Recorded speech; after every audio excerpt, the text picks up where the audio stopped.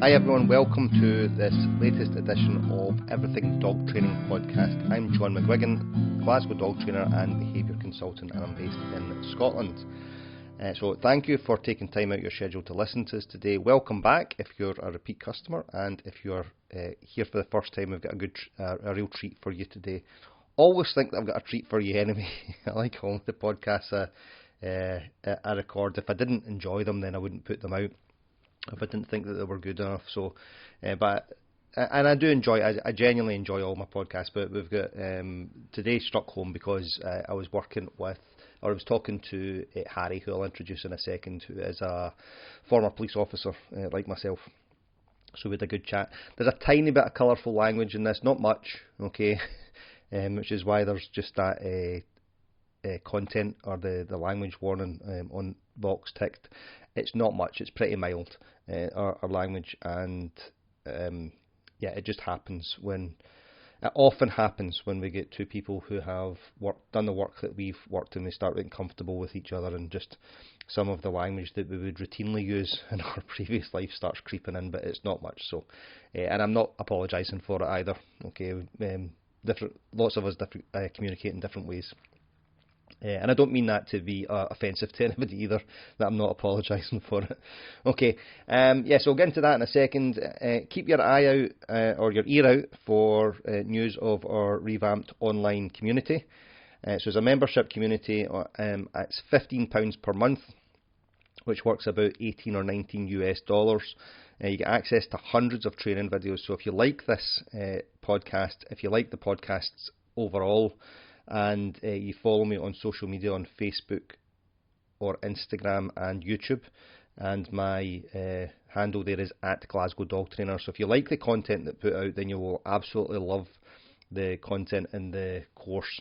So basically what I do, if you see some of the videos of me working with a dog, I do full explanations of those videos, full breakdowns, and then I also do lessons where about the theory and the practicality of doing that, so we get a greater understanding of how to live a better life with our dog through positive reinforcement. So keep your eye out for that. What do you get for that? You get access to hundreds of videos, video lessons, discussion group. We have live calls, and if you can't make them, then they are recorded. I'm going to put out a new feature where we put out, it'll probably be once a week as best as I can. I put a video up and you have a discussion around it. See, we'll ask a couple of questions, you have the discussion around it, and then I will do the lessons surrounding that video. And who is it for? It's for everybody. So if you like this, it's for you. Okay. If you are a brand new dog guardian, you've got your first dog, you're experienced, you've had dogs for a long time, you've a dog walker, dog trainer, dog behaviour consultant, and you like this, there's something there for you, and we have really good discussions, and the content is good. I've got a lot of good feedback from it, so keep your eye out for that. Okay, so today we are talking to Harry Henno Matthews, who runs Mission GST, Mission German Shepherd Dog, an online training platform specifically for German, Belgian and Dutch Shepherd breeds. Henno is a former Police Firearms Officer, an AFO, a police dog handler, and he still trains police dogs as a qualified dog trainer in Jersey, which is in the Channel Islands. He's a wilderness survival instructor, volunteer medic, and serving firefighter. He's also a canine first aid instructor. This is my colour on it, all-round action man in a good way, really good guy, high performing individual. So that's me saying that, that's not Harry saying that about himself, that's me saying that. Henno is the head dog trainer for Origin Dog Training, his in-person business based in Jersey in the Channel Islands. Mission GSD was born from a desire to work with people and their high drive dogs. It's an online training business focusing on play and reactivity. They have a downloadable play course coming soon alongside regular reactivity webinars, and I've got links in the show notes to where you can find Harry, both his website, his Instagram and his Facebook. Now, what is interesting, okay, one of the things that I'll say, and we've had a few guests on, and there's some up and coming guests, I had no issue with anything that Harry said at all. One of the things I say is that we are rigid in our ethics but flexible in our approach. Okay, So there's my ethics. I will not compromise my ethics. I know where my line is in my ethical treatment of animals. I will not use a prong collar, a shock collar, a slip lead in training, a choke chain, or deliberately use any startle, fear or pain-based response from my dogs. Okay. Now, if you've followed me for a while, Harry talks a lot about drives in this, okay, and if you've followed me for a while, you may have heard my thoughts on various drives, so like play drive, prey drive, and so on. I'm not going into that today. We agree, Harry and I agree with what we're talking about in this, just some of the language that we're using, it slightly differs, okay, so... And the reason I say this is because somebody's always going to freaking object, aren't they? You know, all the time somebody will say, well, you said that, and I said that, and you said that before, and, you know, and all that kind of thing. Okay, so that we're just going to put that aside and we have a really good chat. So without much further ado, let's get into the conversation with Harry, and thanks for listening, guys. I'll catch you next time. Welcome, Harry. Thanks for taking time out of your schedule to join us today. So tell us, where are you in the world? Afternoon, John. So yeah, we're based in Jersey in the Channel Islands. I have a personal dog training business, so an in-person business, and we've just set up a new project, a new online business that's a little bit more specialized. So yeah, based in Jersey, but we kind of travel often to the UK and to France for workshops. And your one of your personal business, that's for pet dog training, or what do you do within that? So yeah, mostly pet dogs. I was a police dog handler. I still train police dogs, but it's origin dog training, and we work predominantly with the pet dogs of all different shapes and sizes. Okay. In Jersey, you can't necessarily specialize to one particular area. Jersey's quite a small location. Yeah, it'd be pointless if I said I'm only going to work with gun dogs, because it would automatically shut off everyone with a staffing. Yeah. So it's we work with a little bit of everything. What's the population in Jersey?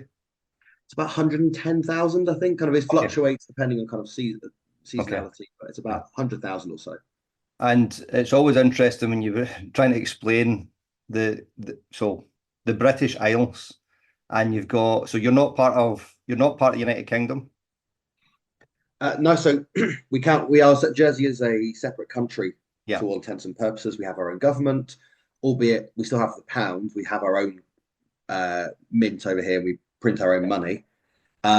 So we do sort of come under the big sort of banner of Britain. We are British, but we're not necessarily. Yeah, we don't come under sort of English law. We have our own laws, and certainly our own sense of separate culture.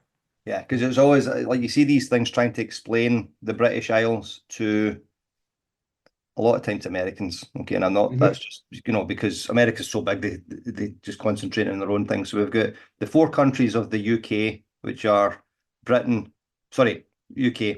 We've got Scotland, England, Wales, and Northern Ireland, right? Yeah. And then we've got the British Isles, which also includes the island of Ireland and all the surrounding islands, which is. So Isle of Man, Isle of Wight, Jersey, Guernsey. There's another one in the channel. What's the third one? There's Alderney, there's Sark. Okay. And there's a couple of really, really small ones in the Channel Islands. Yeah. And it's trying to decipher that. So the Jersey was never part of the EU anyway, was it, even before Brexit? No, we've always been. It's a slight sort of anomaly in that we've obviously got very close trade links with France. But yeah, not necessarily part of the EU, which is why during Brexit we didn't have the vote. Yeah. Over here. Okay. And our question: do you think so? Who do you support at the World Cup? So actually, I grew up in the UK. I grew up in England. So I'm from sort of Chesterfield. Are you English? I was born in Jersey. Right. Okay. Grew up in the UK, sort of Nottinghamshire, Derbyshire, and then moved back to Jersey not long ago. So. Both my parents are English, grandparents are English. As far as I'm concerned, it's kind of English with a hint of Jersey. Yeah, because I asked somebody from Jersey a couple of years ago, because I was trying to get because we don't support England in the World Cup. Right? Nor should you, as you know. Not with that accent, no. And I asked this guy from Jersey, I says, who do you support in the World Cup? And he says, I don't follow the football. And I was like, well, that's not the question I was really asking, was it? Yeah. Right, okay. And how did you get into, so you did your police dog training. Is that how you made the kind of foray into dog training itself? Yeah, exactly that. So I was a police officer. I was on the firearms team, which for those from sort of not Britain, essentially is like the SWAT team. Yeah. And a spot came up within most police forces. The dog section firearms team are quite closely linked. Yeah. In Jersey, they're really closely linked because it's a small force. So I jumped from firearms to dogs, albeit once you're a dog handler, you're still going to every firearms job. You're still to all intents and purposes, a firearms officer. Yeah.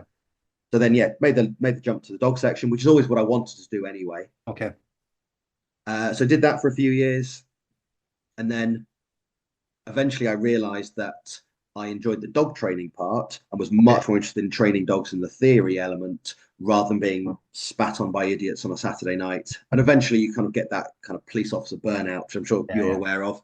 Yeah. Eventually I kind of made the jump, and after sort of training every single friend's dog, you sort of go, oh, actually, I actually prefer the dog bit to having to go and work night shifts. So I kind of made the jump there. Okay, cool. And you've got your Mission GSD, which is your new online presence. So tell us something about that. So originally, leaving the police, the idea was to kind of do something niche, something specialized. And like we said, in Jersey, that's virtually impossible. Yeah. And so, especially, we've all got mortgages to pay. And so ultimately, you have to kind of train a little bit of everything. And now that our in-person business is kind of up and running, it kind of looks after itself, ticks along nicely. We've got a few guys that work for us. So now it's a kind of time to kind of focus on a little project that is much more my niche and specialism.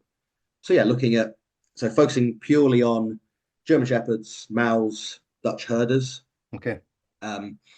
Obviously I appreciate German Shepherds to some extent have maybe moved away from Malleys and Dutchies, obviously those two being much more closely linked. But certainly we see it with working line Shepherds, they're all still very, very similar in many ways. Yeah. Specializing in those, with looking much more at kind of play and reactivity and things that I just, from looking around on the internet, could see that there wasn't really anyone doing that with those particular breeds. Okay. See if we've looked at, when you look at, so most forces in the world now use German Shepherds and Malinois and herders, Dutch herders. We've also got see some Rottweilers occasionally in the continent. The giant schnauzers, Bouviers, Airedales were used here in the 50s and 60s as police dogs. So would you the work that you're doing still applicable to these kind of working type dogs, which are somewhere in the mix of working dog and pastoral breeds? Yeah, absolutely. That you could, everything that we're doing, as much as it's a specialism, of course, in that big Venn diagram of all the dogs, there's going to be that bit in the middle where playing more with your dog, which is one of the things that we really push. Well, of course, that's going to work for an Airedale or a working cocker. Funny enough, I was talking to someone this morning who wants to sign up to the GSD play course, and she has a working cocker. She's in North Wales, but she's realised, oh, my dog likes to play tug, and he's never going to be a working gun dog, but actually he loves playing tug. And so, of course, all of those key principles apply to her and her dog as much as it does to someone with a Mallee. So, of course, we've got a couple of people who've signed up they've got Doberman. So, again, going to be fairly similar. Certainly, apologies, I missed the Doberman. Missed that one out. So I missed the Doberman. So sorry. Certainly, any of the Guardian breeds, any of those herding breeds, they're obviously, they're all going to be links. There's obvious links from a Border Collie to a German Shepherd. There's things that they're going to do that are fairly similar. But ultimately, that's kind of where the main focus is going to be German Shepherds, Malleys, Dutchies, and crosses of those breeds as well. And what was interesting there, you said, so you'll have had this. I get people that have got retriever breeds and they say that they're absolutely not going to play tug with their dog. And even people that might work their gun dog, some of them are reluctant to play tug because they think it's now going to transfer to puncturing and crushing the game when they retrieve it, but that's not really the case, is it? Not at all. I've got a working lab. We do gun dog training with her. She's excellent, and I can play tug with her all day long on police bike tug, like proper bike raggers, and then yet I can throw a dead pheasant. She can go retrieve it, hold it beautifully and gently, and bring it back. It's context dependent. She knows when it's time to tug and when it's time to retrieve. Yeah. Especially a formal retrieve is very different to an informal retrieve, which is very different to playing tug. They're all very different games. If you do it badly and do it wrong, of course, then your working lab is going to absolutely tear apart a pheasant if you don't do it properly. But actually, you can make those two games very, very separate. Like I said, I do it with my Labrador all the time. She loves a Tug Enough toy. She will absolutely hold on to one of those like she's a working Mallee, and yet she can still go and retrieve and pick up a little woodcock without puncturing.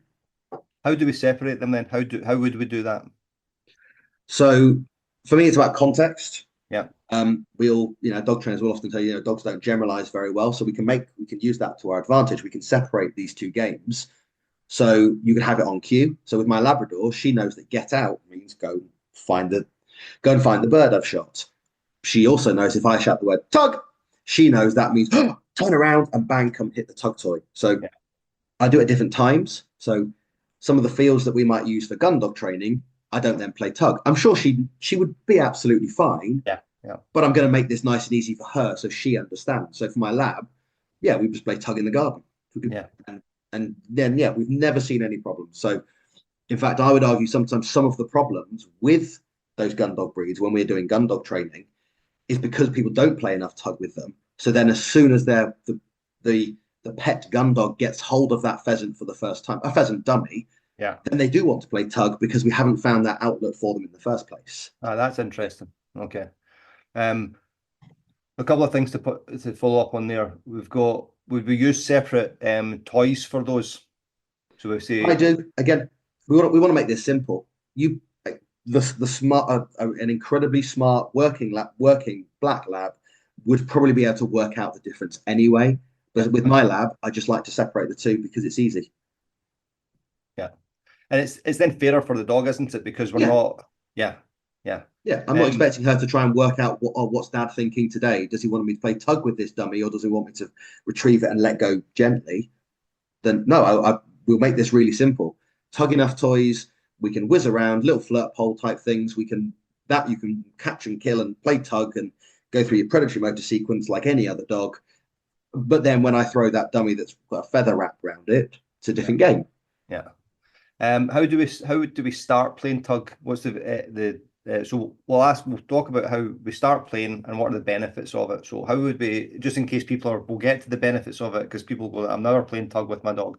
How do we start the process of playing tug well? So I like to start. We always start really small. One of the phrases I use often with people, if they're of a certain generation, they'll remember that whole GCSE bite size thing about how you break stuff down when you're doing your GCSEs, and by breaking it down to really school, you have high school exams, So everyone remember that kind of idea. If you break stuff down to its small component parts. So to start playing tug, I like to use something soft and fluffy. You can do this with puppies, but even for those people that say, my dog doesn't like to play tug, you can actually start right back at square one with something really very soft. So the leather bite rags that can it's like a big leather tea towel are great. You can use a tea towel. Tug Enough toys are really anything that's very soft and fluffy. A little bit of movement, so we can just throw the item, and all we're looking for is that dog to be interested in the toy, or in the item in the article. And then a little bit of movement comes in, and this is where it's quite nice to be able to tie it onto a bit of string or a lead, something that just means from distance we can kind of make it twitch and move. Ultimately, tug is ticking off boxes in the predatory sequence. So with a little bit of movement, and then you start twitching, what you tend to see, which is quite nice, and I really like it because it shows me that the dog is working through the pattern, is you see that little Arctic fox bounce. They kind of they're not. So my working line shepherd, he doesn't bother doing that. He just comes straight in with a big bite kill and just wants to pick it up and rag it. But for those dogs that don't like to play tug, what they start with often is the little bounce, and they like pounce on it like an Arctic fox. Yeah. Then you keep twitching, and so you slowly build this up to make them interested in the toy. At some point, they take hold of the article, they take hold of the toy, and tug for me should always start off gentle. And this is the problem I find with a lot of people is those that have been persuaded to play tug, they go straight in from 0 to 100, absolutely banzai, ragging the dog around. And then no wonder the dog goes, holy crap, that's too much for me. Yeah. It'd be like play fighting with a 3-year-old, but going straight into a choke slam. It's way too much too early. We do that, and I say that in so I've got I've got my jiu-jitsu school as well, and I always think that playing tug with your dog, there's so much that's like it. So it's exactly the same. Because it's play, and it's physical play, and it's rough play, and you'll know from jiu-jitsu that if me and you were having a roll around and you just come straight in and put me in a chokehold, and I've never done any jiu-jitsu before, I'm like, fucking hell, John, that's too much. Calm it down, mate. And you'll then not want to come back. Yeah. So that's the thing. So I do this with our I don't put beginners together. So we've got more advanced students, and we kind of share the wealth, as I say. And my nephew was here last night for his first session, and I was rolling with him. I did a little bit with him, and he just kept laughing. And I said, "What are you laughing at?" I says, "You're going so easy on me." And I says, "I want you to come back." I says, "I know I can beat you." Have you ever seen any of the stuff that Panksepp, the Dutch Dutch biologist, where he looked at studied rats and how rats giggle and how rats play, and they're really interesting how rats play because they're a surprisingly social creature. We think of obviously as rats as these kind of horrible, dark, dirty sort of things that scurry around, but a group of rats are highly social. And what often happens is bigger rats they'll rough play with small rats. And what's really nice is what Panksepp observed is that with the bigger rats, they go soft and gentle on the small rats, and they have to be invited to play, and they play soft and gentle. That way, the bigger rats get better at the game. They learn essentially just like jiu-jitsu. They learn to get better. They learn more about technique than strength. And then the little rats enjoy the game and they want to keep playing. I remember sort of seeing that. I think it was like on a Jordan Peterson lecture, and so if I went down this rabbit hole of looking at Panksepp's work, and it's exactly the same way that you might play fight. Can you give me 1 second? I think the door's just gone. Give me one second. No problem. Okay, apologies. Right, so we've got you were saying there that the rat, the big rat, the older one gets better at using more technique. Playing. And the younger rat enjoys playing with a rat that's older, so they learn the technique as well. And to your point, it's exactly the same with martial arts. It's often with bite work, which is obviously advanced tug play. Which is what we do, obviously, doing the police. That's ultimately what we're doing. Is we're just doing it's just martial arts by any other name. And as you know, the good training should feel like play. This is one of my biggest issues: is trying to get people to do more tug and bite work with their shepherds and mallees. And you can do all the you can wear black t-shirts and have biceps and do all the cool tactical shit. Doesn't mean you're using force. They're not mutually exclusive. In the same way that when I was on the firearms team, training days were fun. It was just lads mucking around. Getting something done, but it felt like play. Whereas if we had our knuckles wrapped every time we did something wrong, well, then we're not going to want to keep playing the game. We're not going to want to kind of move together as a team and everything else. So just because something can kind of look like it's forceful doesn't mean it is using force. And police dog handlers are very good at this. We don't ever show the public that if you speak to any police dog handler, every single one of them has a high-pitched squealy voice. You don't see it on those Channel 5 interceptors. But they'll never show them on that. But I've got my high-pitched squeal, my Minnie Mouse voice is what I call it, which is when my dog does something really good, we go into high-pitched squeals like it's Christmas Day. But we don't really ever show. Why is that important? That lighter side of you when you're working with it's imperative. It's absolutely, it has to be there, because otherwise, if you're always, and you use it sparingly, but it's really important. Dogs respond really well to that voice. Of course, you're not going to use it all the time, otherwise it just dilutes it. But I saw an interesting study recently of how dogs respond better to female voices than men's, and it's probably because it's higher pitch. So then as a male dog handler or as a dog trainer, I need to be able to take my voice up there. Yeah. And as you and I know from seeing Ian Dunbar the other week, that voice and how you use your voice is really important. Yeah. So you need to be able to go up there, to come down again. It's that what he calls that continuous verbal feedback. I've seen there's some great videos with Ian Dunbar where he's walking, I think it's in a woodland sort of around some picnic benches. And essentially he's doing a recall session and he never stops talking because he's just giving that feedback constantly using his voice, going up, going down, always kind of playing around with his voice to keep that dog engaged. So there's a few things there, right? Because we were talking before we started recording about not talking in absolutes. And the reason for that is that if you're listening to this so that you're not going, oh, this is what you do all the time. So if you watch my videos, if you watch my videos on Facebook or Instagram or on YouTube, you'll see most of it's quiet or silent. So the reason that I'm doing that is because I want people observing their dog, right? And shutting up. It's about what you're seeing and hearing in your dog, not about what you're saying. But as we get better at it, we can then, as Ian was saying there, with that non-binary verbal feedback, good boy, good. Oh, lovely. Oh, wow, check you. Good lad. Yeah, good boy. And you see how you've just ramped that up. Yeah, and it's that in and out with it. Yeah, and so, but then sometimes, and this is like you said, to your point, that actually using those absolutes, other dog trainers and clients, certainly they like to hear the absolutes because they want to be able to pigeonhole you.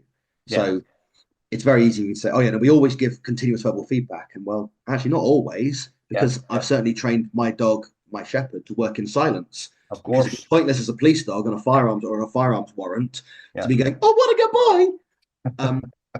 Just as we're literally about to find the criminal hiding in a closet, we'd look a bit silly if I'm giving him feedback then. So of course, there's no absolutes in dog training. There shouldn't be. Yeah. But yeah, ultimately, all we're ever looking for is, and this is what I really like with working with German Shepherds and Malleys, is can we introduce more play?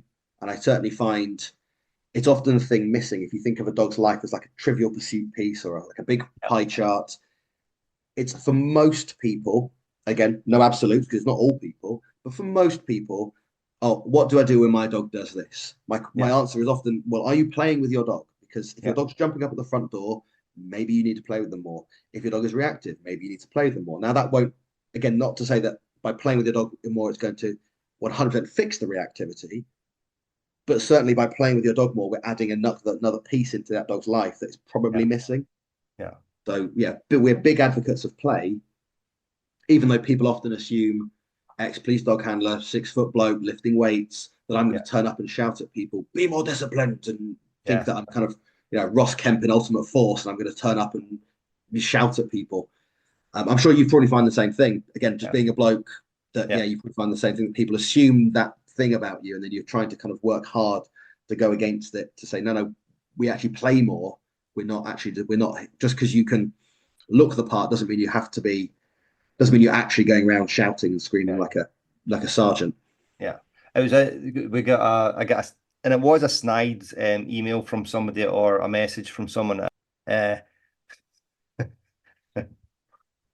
said the client had asked for work with their Labrador or something, and they actually said in the email, I was expecting a police type dog handler to give us instruction to the dog. I didn't want a blueberry pie dog trainer, right?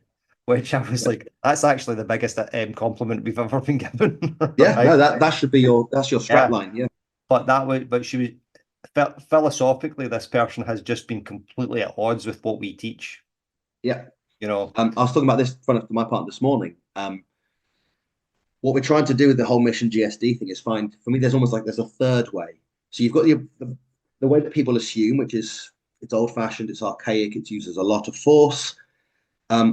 Often with sort of German Shepherds and Malleys, people now go down that second route, which is sometimes it can be a little bit too cutesy and a bit too fluffy, which is great for some of the breeds, but actually for 20 cockapoos in a village hall, and then one Mallee, that Mallee is probably going to struggle because it's not necessarily right for them. I'm going to ask more about that. Okay. Yeah. So then the third way is actually, is there a better way? Which is, it doesn't have to, just because it's not one of those two, is there a better way to train the dog? Which for me is, let's add more play. let's get them being more shepherd, more Mallee, rather than trying to suppress those natural drives. And by doing that, you tend to find you get a better dog because you're finding outlets, you're tapping into what they do naturally. Yeah. And that there, what you'd said there, so we've got the super fluffy blueberry pie version, and then we've got a real strict, dictatorial. Now, we can still have that soft model with these dogs as long. Of course. So it doesn't mean, it just means that we're not cutesy with them. So you know that my dog, so I've got the American Bulldog, and it's giving him that kind of rough play and the chase and the boyishness of, oh, good boy, and turn it up and all the rest of it. But that's not opening the door to then say, well, he's that type of dog, so we have to, when it's going wrong, we have to go back towards the harsh. It's just that we are doing it wrong, yeah. Well, that's it. That ultimately then, play is a scale. And so, funnily enough, something I was reading recently that, and this might end up sort of causing controversy, but ultimately men do this better than women to some extent, which is the rough play element, and it's often missing from those dogs' lives. There's a reason that men do it better than women. There's a really interesting book by Dr. Anna Machin she's looked at fatherhood in the West. In the last couple of years, I've become a dad, so I've kind of been more interested in that. And her book's really interesting. She's an anthropologist by trade, and she talks about how and why men are better at rough play than women. And it's often because men, they haven't got the time. They're generally more physical because they're more likely to partake in martial arts. But because you don't always have the time, because traditionally maybe men would have worked out in the field more than, say, women who are with the children. So when the man comes home, they've got to form a bond with that child really quickly. So how do you do it? Very short, intense periods of rough play. So sort of traditionally speaking, men tend to be better at that. It's not to say that women can't do it. I've seen many good female dog handlers that are very good at rough play. But it's interesting that we can kind of incorporate some of that I think we do instinctively as humans. If I told you, here's my 2-year-old daughter, rough play with her, you'd probably do it quite soft and gentle because she's a 2-year-old girl. She's not my 9-year-old nephew who likes to be choke slammed and smashed and body slammed. And so you can adapt your play styles to the dog. It's not to say that every single 2-year-old working male Mallee needs to have body slams and being thrown and rough play, because some of them won't like that. It's you train the dog in front of you. But generally speaking, I find it's one of the things that's missing from that shepherd's life is let's get a bit more rough play. Which again, just like with Tug, you start that softly and you build it up. Again, to form a relationship with a dog, I'm not just going to come running over and put them in a headlock. That'd be too much. You start with like soft play or personal play, which is the way that you might play with a 1-year-old baby. Little boot on the nose, little slaps and pat a cake and all those kind of things. And you slowly build that up, just like you would with a child. So there's loads of comparisons we try to make between how you play with children and how you should be playing with your dog. Almost identical. So we've got there oh God, there's so much there. Sorry, I went down many. No, not at all. No, it's all good stuff. What struck me about that there, a few of it, and it's always, especially with we'll just talk about it. Okay, so I'm a kind of lefty. I'm a lefty in my politics. So people they are what they are. Things we know more and all the rest of it. I'm not getting a big discussion about male and female types and all that, because it's not what this is about. We've got the genetic element of male behavior, but also, and whether or not we get stereotyped into these roles when we're younger, and that's why they self-perpetuate. That's a bigger discussion, Of course, But boys will tend to play different games when they're younger than girls will. They tend to, right? When they're together, right? So when you've got, as well as that, as you'd explained, the male figure and it'd be interesting to see if it happened as our gender roles change, as they have done in the last 40 years. That trying to get a bond quickly with your child. But we're also more practiced at wrestling because we wrestled as children, so I played differently from my brothers than I did with my sisters, but I didn't play differently from my daughter's 2 years older than my son, and I played the same with both of them as their father when they were younger, so we ran and we chased and we tumbled and, all that kind of thing. And that's it. So my daughter's 2, and I'm rough playing with her now, where she's learning to kind of rough play and jump and wrestle. Yeah. And, so yeah, it's nothing. It's almost nothing to do with them being male or female, because you can certainly play with a 2-year-old girl the way you might play with a 2-year-old boy.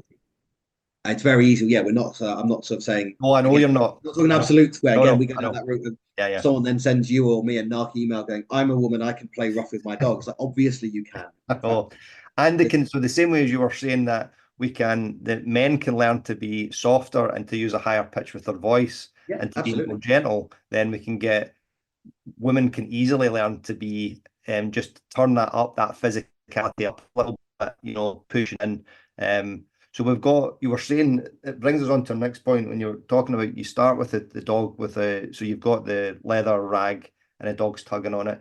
You'd said to put it on a string potentially. Now, it's not just about the movement. The distance is important, isn't it?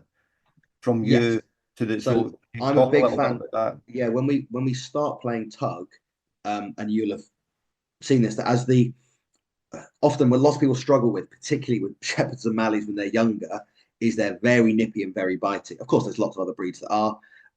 There's no puppy that doesn't like to have a little nut bite or a nibble on something. Yeah. And so by creating some extension, creating length away from you, the dog learns to bite. Again, we're finding outlets. The dog learns to bite on the tug toy, ideally 1/2 meter, 1 meter away from you. So that's the good bite. Yeah. Bad bite is coming right in and biting your sleeve, your fingers. Yeah. And so by creating that extension, we allow them to play, but we don't get that kind of the conflict that inevitably happens when the puppy nips a finger. I've seen it with clients, they want to tell the dog off, but it's not the dog's fault. Yeah. Because we've set the game up wrong. So by creating some extension, and so having that movement further away from the handler, it means that we don't get that problem. It also means that then children can play with puppies and they don't get nipped, because we can introduce flirt poles, tuggy toys, all on rope, so they're slightly further away. As the dog gets better and they learn to target, which is something we very much do in police dog training, but I think should probably be taught more in pet dog training, is learning to target the toy. Well, then we can start to bring the dog closer and closer. So I can do bite work with my Shepherd or tug play with my Shepherd now, very uptight and close to me, because he knows how to target. He knows if he hits the toy, the game continues. If he knows if he hits Dad's fingers, Dad's going to go, "Oh, bloody hell," and then the toy gets dropped because I'm screaming and crying because it hurt. But I'm not going to tell him off. That's my fault for not setting up the game properly. But there's a break in play there, which the dog doesn't want, because he missed the target and hit your hand. So he doesn't do that now. He's very, very good at targeting. He's exceptional at it as an ex-police dog. But certainly with younger dogs, this is where, ultimately the break in play happens, and that it's not a punishment per se, but it essentially is that the game stops. So you learn to hit the right bit of the toy, because you know that if you hit that bit, Mum or Dad keep playing. Yeah. And if you hit the handle, well, then we don't keep the game of tug has to stop at that point. Yeah. So you said there about with the bulldogs, you play them at that 1.5 or 2 meter distance and you're pulling back. But there's the benefit, which I'd learned when I was which I'd discovered when I was learning how to do it, was with the dogs that are mild, we're also creating more distance from them as well. So they feel safer playing tug because we're not looming over the top of them. Exactly. So when we start playing tug, it's really common that, there's loads of little things that people do that they don't mean to. Yeah. So certainly looming over the dog. So either with a puppy or when you're trying to encourage anxious dogs to play, which is really helpful for them. But looming over the top of them doesn't help. So often what I'll do with a client is I'll get them to go on their knees. Yeah. So you can't physically, it's much harder to loom over a dog because you're now 1 meter shorter. Yeah. And if we have to, I'll get you on your belly, or we'll go right down to the dog's level. Yeah. Yeah. And there's probably something in that with the dog, that they don't have this sort of dominating a force over the feeling, or at least that's what they feel, this thing looming over the top of them, almost, because you can't be forced to play. That's the beauty of play, is you can't be forced to do it. So we have to find the right environment for the dog. That often means coming down to their level, getting right down on your belly, especially with young puppies. It's really helpful. And then you can slowly, again, build this up. But you're right, with anxious dogs, we don't want to be looming over the top of them. So creating a bit of distance is quite nice if they're a little bit wary of people, or they're a bit clumsy. again, Yep. sort of high drive, clumsy Mally, because they're 1 year old and they haven't been taught to target, you'll be really grateful that you start doing it a meter or two away rather than coming right into very close kind of genitals, which can be a little bit scary.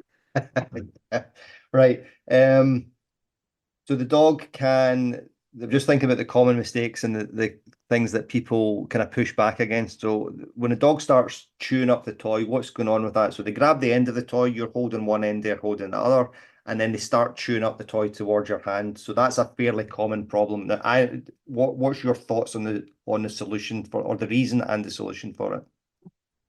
Ultimately, tug play it's all about prey drive. Yeah. So they've caught the prey and they're now trying to bring down the prey. Yeah. So they're trying to get a better hold on it often. They also know that because they get to your fingers, they can get you to release. Yeah. And so then they get to keep the toy, which is ultimately that the possession, the victory parade part of toy play. What I like to do is we teach the bite, and then we want that holding bite. So we don't need them to kind of keep. You see it in really bad police dogs where they bite, they keep biting, and then they change grip and they bite again, and then the criminal's arm ends up looking like a colander with holes all the way up it, and it shouldn't. It's not supposed, because ultimately the dog's not supposed to be doing that. The dog is supposed to be holding that criminal to prevent them from getting away. It's not supposed to be inflicting numerous injuries on them. That's just then an abuse of force. Yeah. So we teach a hold. So they bite the toy, and then you might give it a little bit of resistance, left and right, just enough that they go, oh, okay, I'm liking this.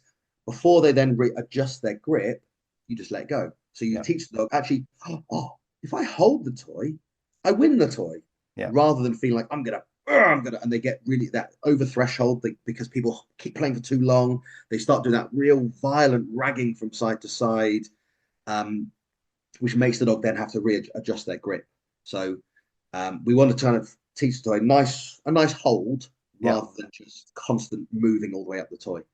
And if the dog is holding it, we have to, and this is always the way that I teach it, is I say to people, there has to be tension in your arm. So I get people to bend their arms so their arms like a spring, So they're pulling back slightly, but they're also yielding to the dog if the dog's pulling them forward.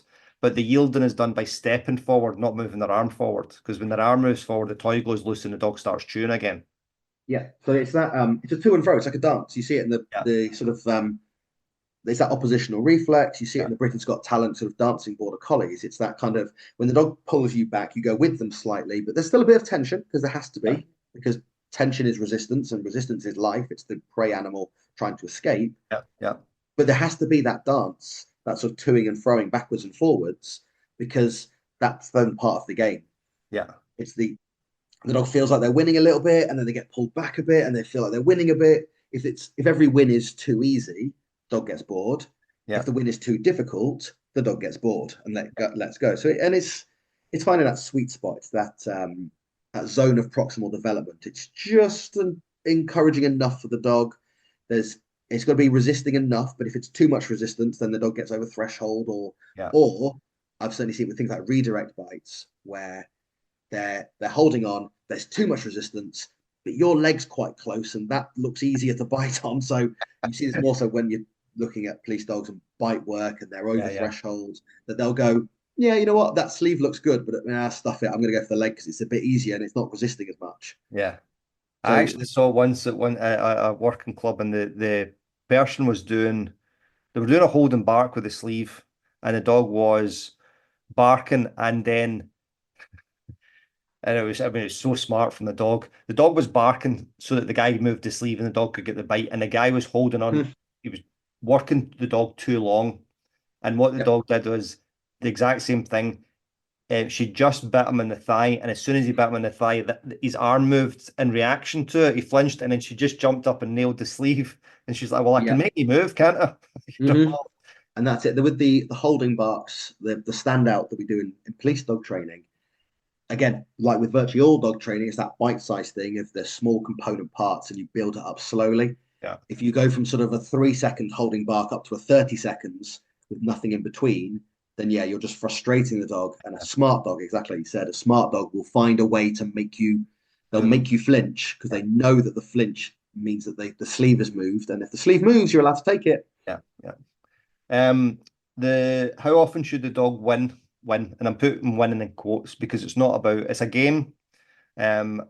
So, and the reason why I say that is because there will be somebody invariably listening to this and they'll go, I have to win, or the dog's not winning, or the dog gets to win all the time, which means I'm losing, and we've got all of their stupid human nonsense caught up in that. So how often should the dog win, and what does winning look like for the dog? It's a nuanced answer because it should be, which is, again, we're saying we shouldn't really use absolutes always and never. However, I do quite like the dog to essentially always win. But that doesn't mean the dog gets an easy win every time. Yeah. We all know that if you're playing football or rugby against a team that wins every time, it's kind of boring. For that team that's winning you win, if Man City go and win every single game this season and don't lose, it's almost boring to watch. It's not, of course, and they become bored. So winning work, but as long as the dog feels like they're winning. So it's not an easy win, but I'm certainly a believer in the dog should win every time, but that doesn't necessarily mean that you just give up. What it does, definitely the other end of the spectrum, which unfortunately you still see, is I have to win because I have to show that I'm the alpha, I'm in charge, which again is just, as we all know, an absolute load of nonsense. But there's still people that sort of believe that. They've been told it. They've seen dog trainers that kind of enforce those kind of rules.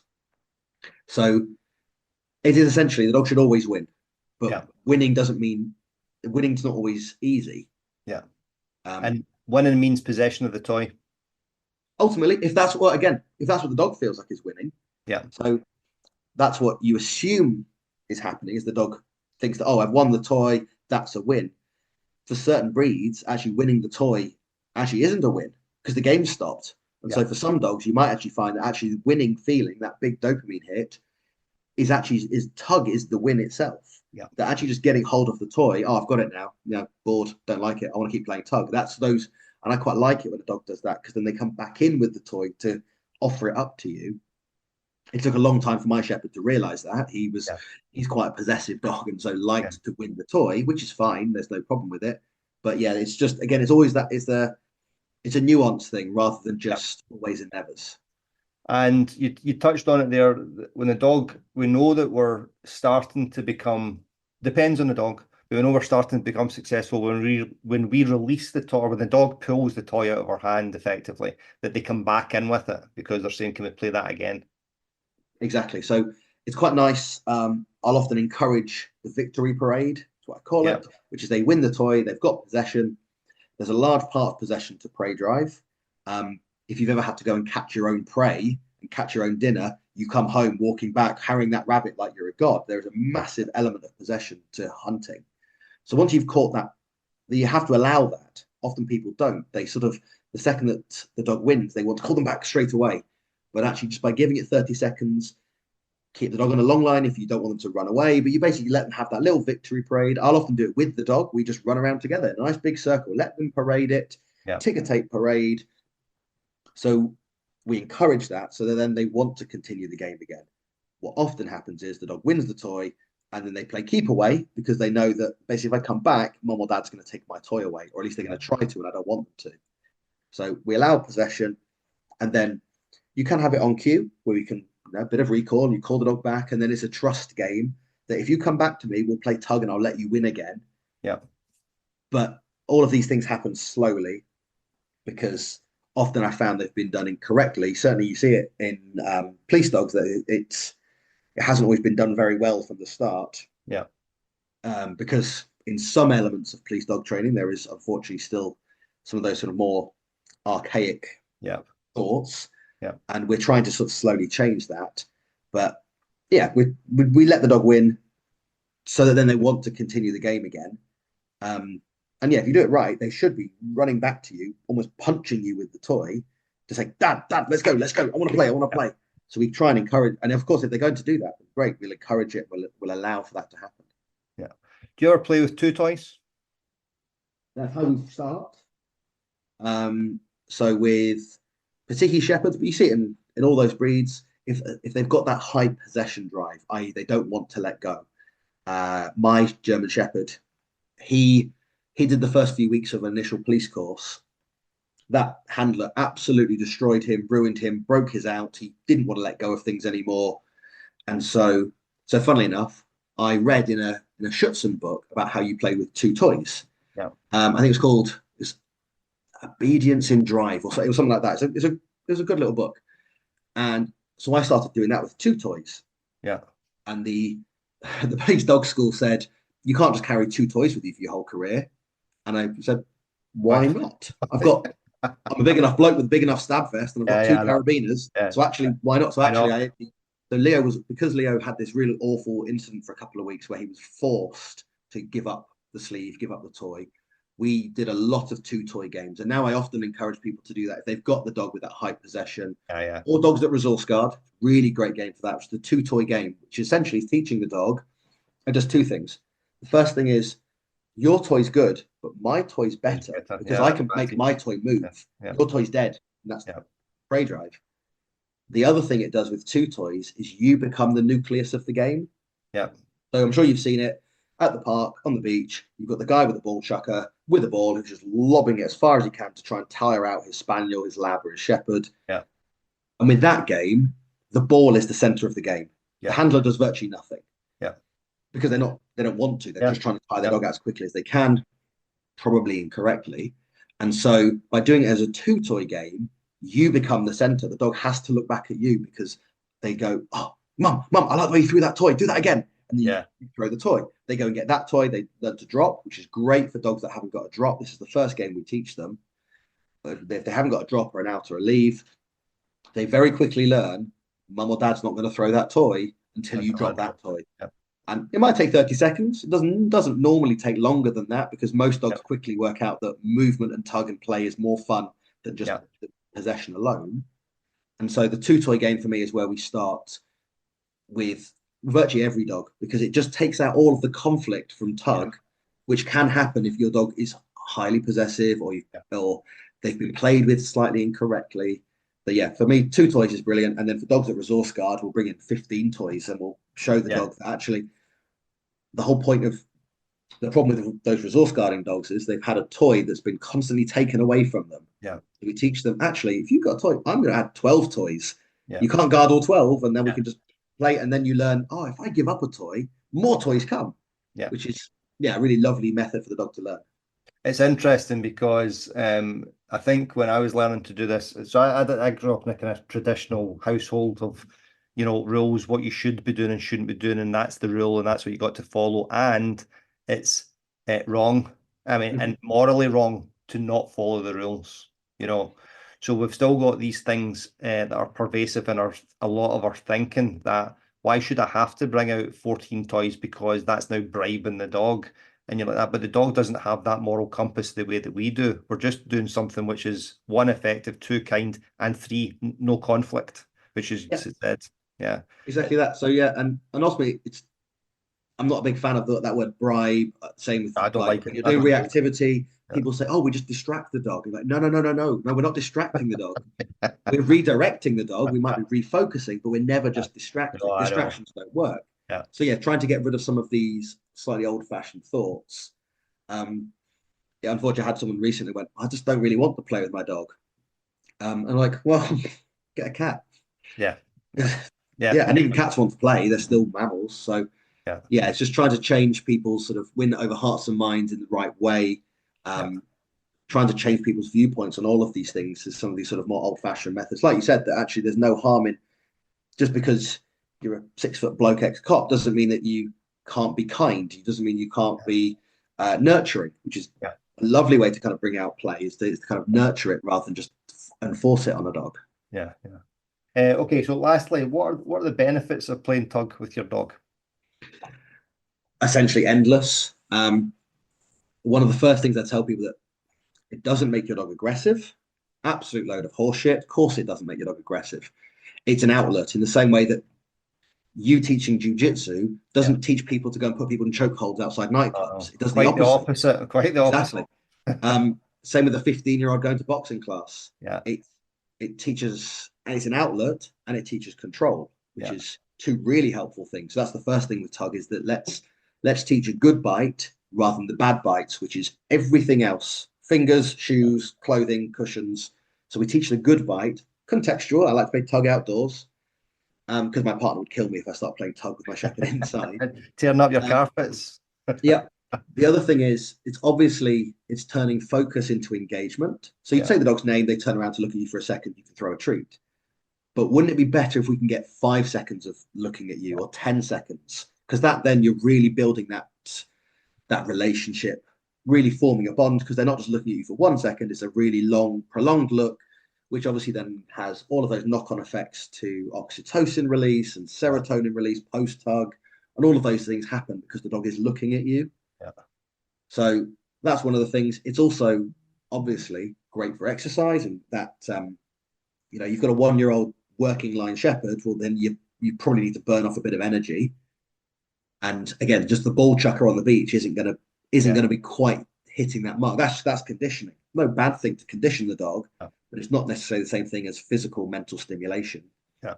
And in that, when you're saying there about, so this is what I've done with Logan as well, because I learned a lot of this when I got him. He was, fortunately, because of the bulldog, he would just clamp onto the toy and not let it go. So he never had to be aggressive around it, because you just couldn't get it off. He never had to escalate from there because you couldn't get the toy out of his face after he got hold of it. He was so strong. I mean, you could, and you've probably seen some of my videos on Instagram with him hanging off the rope toy, on the tree, right? And so I was like, well, unless I get the jaws of life or a pry bar, I'm never getting that off. Which I didn't. Well, why would I want to do that to my dog? So I learned a lot of this.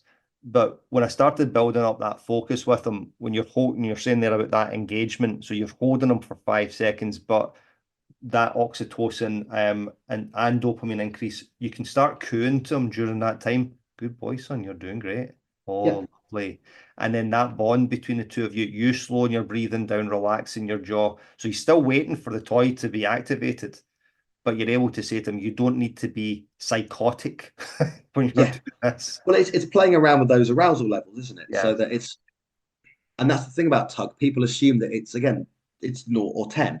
Yeah. Well, there's a fair few numbers between the two of them. And so actually, can we play tug at 5, which is where the dog then is getting all of the good things that they want from tug. They're still getting those, but they're at an arousal level, an excitement level where they can still listen. Yeah. And again, you can play around with that. So you can take them up to a 7 or an 8, and then with a nice little bit of that kind of Radio 4 voice, you can bring them down. Late night radio for the shipping forecast voice. Which is okay. That partridge. Let's bring this down, shall we? Let's bring this right down. And we bring it lower, and then the dog relaxes, and then we can start again. We can go up again, or we can come down again. So and we there's can a whole build criteria in there, because we can say, I want to see 1 inhalation from you. So you see their nostril moving in and out once, and then they get the toy. Now it's twice.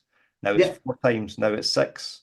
Exactly. So you can measure it. And so there's all these sort of variables and variants in the game of tug. It's not a simplistic game. It's actually, and again, in the same way that anyone who's never seen jiu-jitsu might just think it's just two blokes jumping on each other. But of course, there's a whole load of nuance. I know.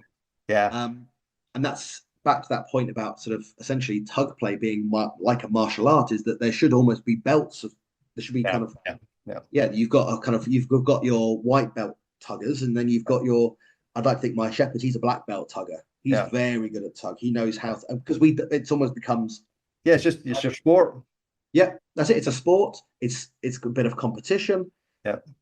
In the same way that when 2 black belts are rolling, it's almost like a dance. Yeah. And literally the word flow is used in jiu-jitsu, isn't it? For that reason, it feels like a flow, and so it should be like a flow-like state, that mental state when you're playing with your dog. Yeah. And it's interesting because I know I use jiu-jitsu analogies a lot, but they're so relevant, I find. When I'm rolling with a white belt, sometimes I'm holding on for my life, right? Because all they're trying to do is that young Malinois behavior of trying to win and smash you. So no control over their limbs. They don't know what they're doing. You get an elbow to the eye socket and a whole bunch of other things. And then I'm not a black belt. Well, fingers crossed, black belt within the next few years. But Julian, who's the other brown belt in our school, Julian's half my age and is a brown belt. But when we roll, it's like the two of us sit in one position and have these mini battles for 5 minutes until the buzzer goes. Yeah. And you're like, people look at that and go, "You're not doing anything." And the two of us are like, that was an awesome round. Yeah, exactly. And that's where, again, that's all the nuance that the layperson watching that, like you said, just doesn't really know what's going on. But yeah, the more you play with the dog, the more you learn. The dog learns. That's one of for me, the most important benefit is you can teach through tug, you teach through play. So there's things like drive capping, and there's where the dog learns to listen even whilst they're over aroused. That for me is really important, because then when the dog is excited in other areas, they know how to control themselves. You could argue it's the same thing about a 19-year-old lad that does jiu-jitsu, knows how to control himself outside a nightclub when some knobhead is giving him a load of grief. He knows how to control his breathing and calm himself down. And I'll walk away. And so you see the same thing with dogs in tug, that they learn to control themselves, to control those emotions, as well as also you can chuck in your obedience in tug. I'm not a big fan of the word obedience because it implies obey, but people know what you mean by that. You sit down stays, that you can chuck that in through tug play, because there's these massive spikes of dopamine. Dopamine and memory are obviously very closely linked. It's why most people they tend to remember their wedding day, and they normally think of it as a good thing because there's loads of dopamine and hopefully it's a good memory.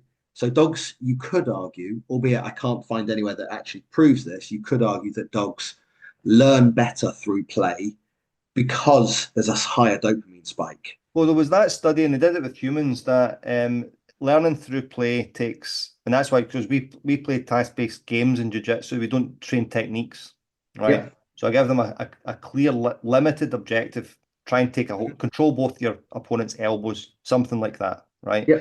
And they've then got to work out through games and moving their body. So I can't remember what the study was, but it was saying through learning through play and adaptation takes 6 repetitions before you start developing skills. Where if you were to just six tries, if you like, but if you were just doing drilling that movement, it's like hundreds before you get to the same level. That's it. I've had seen that study because it's quite interesting that because you can make the correlation with dog training, that you can just do drills and drills and drills of some things. And in police dog training, that's often the way that they would revert to. But actually, when you do that task-based training, or you turn it into little role plays, scenario-based training, you learn really quickly, because again, it's part of problem solving. And again, there's obvious links between problem solving and memory. The buzzer's just gone again, Harry. Apologies. Okay, no problem. It's gone again. Give me 1 second. All right, sorry about that interruption. The buzzer's gone twice, as we were talking about there. No, I think we'll probably just finish up here, because we honestly we could talk about this for another 2 hours, couldn't we? Very easily. Yeah. So we'll get you back on and we'll talk some more. Any other finishing thoughts for people? No, it'll be one of those shameless plugs. Where can we find you? Where can we find your stuff? So it will be missiongsd.com. The website's literally being created as we speak, so it will be up hopefully very soon. Otherwise, we're on the socials of Facebook and Instagram, all on sort of Mission GSD. Or Mission:GSD. So all over Facebook and Instagram. And we also have a reactivity support group. So one of the things I wanted to do with this project is focus on reactive herding breeds. Which for a lot of people, certainly I've seen in person, the in-person business can be a problem. And it's often because people, I think I've seen some of them, they don't quite know how to deal with those reactive German Shepherds, reactive Malleys, because they obviously look frightening to other people, to other trainers, perhaps. Big and loud. So that sort of support group is there to kind of, we'll be doing a sort of series of webinars to kind of talk through reactivity and how we can help people, even remotely, how we can kind of get more people kind of out there, just letting their dogs watch. That's the key thing we're going to be pushing. The reactivity stuff is they're watchdogs. The clue's in the name. So let's get the German Shepherd more German Shepherd. So we allow them to watch rather than this sort of constant movement or constant distractions. Let's do the opposite. That sort of yin yang thing of let's do some play, let's burn off some energy, all the kind of fun stuff. And then now let's chill out and let's do a little bit of watching. and it was hugely beneficial for my German Shepherd. And that way, you can get rid of your dog walk, which is something I'm often trying to tell people. With a 1-year-old working Shepherd, I certainly know with my much older German Shepherd now that walking around the block does nothing for him whatsoever. He comes home worse. Yeah. Whereas a play and a watch, and we are absolutely just ticking boxes. Awesome. So we'll stick those where to get you in the show notes as well. Excellent. No, this has been, I really enjoyed it. It's a quick hour, isn't it? Oh yeah, no, it's flown past. Yeah, I know, always does. Did you listen to the one with Cliff yet? no, these are all on my list. I've got a very long drive up to Nottingham. So you like the one with Cliff because he talks about, he does Shepherd that he's got, and he does search and rescue. And lots of the stuff that you talked about, he covers as well, or gives a different view of it, which is complementary to yours. So I think you'll like the podcast with Cliff, and I'm sure he'll like this one as well. So, okay, last question. Would you rather experience the beginning or the end of planet Earth? That's a really good question. And let's go for, essentially that's a half glass full or half glass empty question, isn't it? So let's go for the beginning. Yeah. I mean, I'd like to think, generally speaking, I'm a positive person. So let's go for the beginning. I think that'd be a much more sort of a positive, a start to life rather than the end of. Perfect. Yeah. Awesome. Thanks, Harry. Nice one. No problem.